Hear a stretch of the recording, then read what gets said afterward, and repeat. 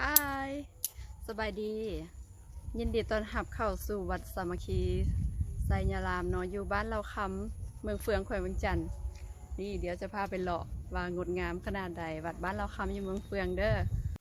อันนี้ก็คือเจดีย์ห่วงเข้าเพิ่นหากระจัดงาน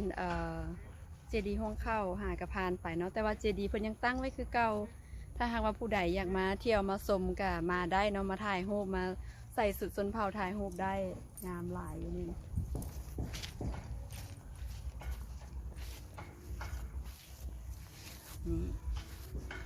มีดอกไม้ประดับประดาโอ้ยวิวนี่เลิศเด้อนี่ก็เป็นอีกมุมถ่ายรูปมุมหนึ่งซึ่งว่าเพิ่นได้เอาเครื่องมือทำมาหากินแบบดั้งเดิมมาวางแสดงงามบอนี่